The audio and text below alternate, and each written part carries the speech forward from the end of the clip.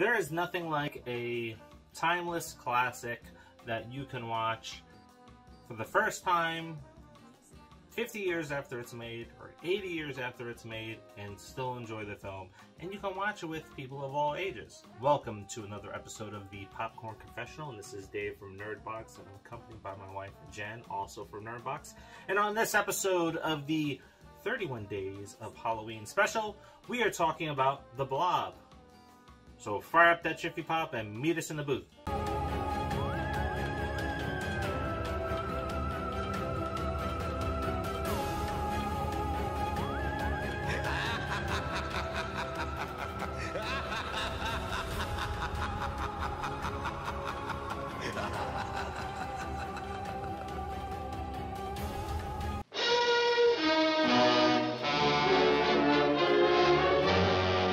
Every one of you watching this screen, look out, because soon, very soon, the most horrifying monster menace ever conceived will be oozing into this theater.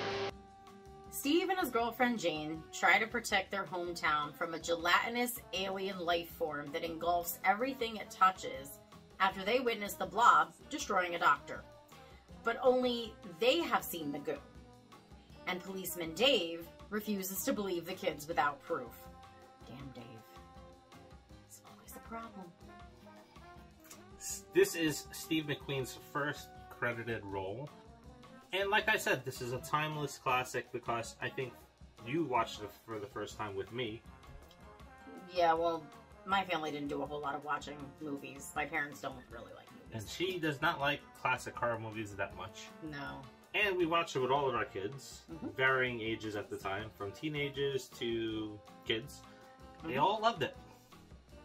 And essentially, as we know, The Blob was released in 1958 and is, I think, a forgotten classic at this point. It still holds up today, like I mentioned, and the picture quality for the time period that this film came out is very good. Touches it, and this is the shocking result. Yeah, the colors are really vibrant.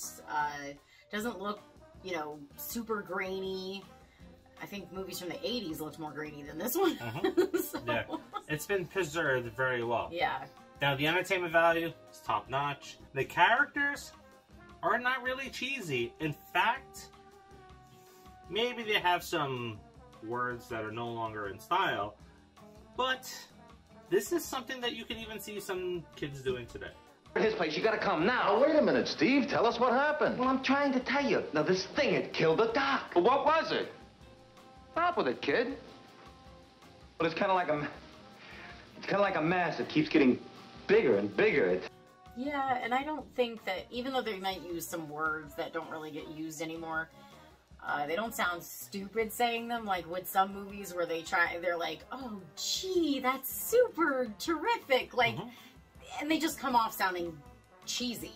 Yeah, there's a bunch of kids that instead of getting into serious trouble, they go out and they have like little drag race type deals, but they're not really trying to harm anybody. It's just stupid fun that some kids tend to do.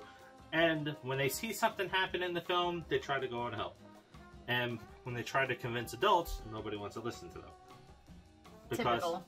Well, it does sound like a story that is very, very far-fetched. Yeah, and obviously we're in 1958, so they had no way to capture what was going on. I mean, now everyone would just probably say, well, it's fake because you edited it with your smartphone. So yeah, so if you look at possibly maybe even some of the things that have been inspired from this, I can see this influence Creepshow, as well as some other, even comic book type of stuff.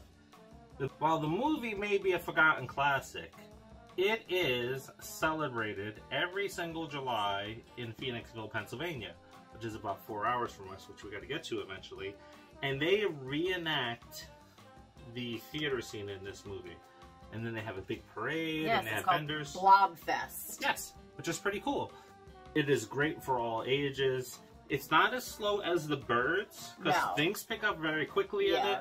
And it's not as long as The Birds either. So no. But I don't know that it could have been. I mean, the Blob grows pretty quickly and kind of does what it needs to do, so I mean, I think that was it was good the way it was. Yeah, you don't need to draw anything out with this like what you would see in a Jaws or in a movie Nope, right? No. They get right to it, and the things start happening, and that's what triggers everybody off on it. Now, I would say maybe the only unrealistic scene in this movie comes at the end with the diner. If you haven't seen it and you go and watch this, you'll figure it out why. But what do you think? Have you seen this film? Like a falling star from outer space. Boy, that was close. Hey, come on. I want to see if I can find it. Do you like this film? What classic horror movies are you watching this month? How can it be stopped? Mob hysteria sweeps one city. Before long, the nation, and then the world could fall before the blood-curdling threat of the Blob. Right? Because you gotta squeeze them in there.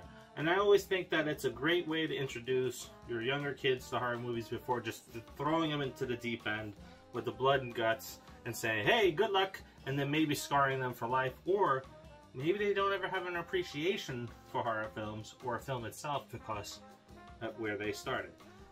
So for me, when I was younger, I started off with the classics that were on TV, the black and whites, especially Abbott and Costello Meet Frankenstein. And then, for some reason, I was tossed into the deep end because American Werewolf in London and Thing is the next movies that I've seen. I just don't know which one came first, but they stand out to me. Being a kindergartner and seeing those movies, and it's like, wow. I started off with Nightmare on Elm Street, so... Good one. A lot of people did. Yeah. But The Blob here, like we said, a lot of good entertainment value. It still holds up today. There is that conflict between the adults and the teenagers, especially the one cop is like, oh, you're full of shit, I'm gonna arrest you. So it's a very good movie to check out. Enjoy it, kick back. It'd be nice to see it in a drive-in. I think that would be awesome. So hopefully you have a drive-in near you that plays some of the classic films, because this is definitely one to see at the drive-in. Yeah, it's a good drive-in film. I can't even say that my parents would have seen it because they were very little. My mom was 2, my dad was 1 when this came out, so they definitely didn't see it at the drive-in. Yeah. Though I saw my very first film in the drive-in when I was 1. So you never know. Yeah, you never know. Anyway, don't forget to like, subscribe, and share. Don't forget, it is the quest for 5,000 subscribers, so please help get us there by subscribing and doing what she said. Liking and dropping some comments in there. So until tomorrow's 31 Days of Halloween, see ya.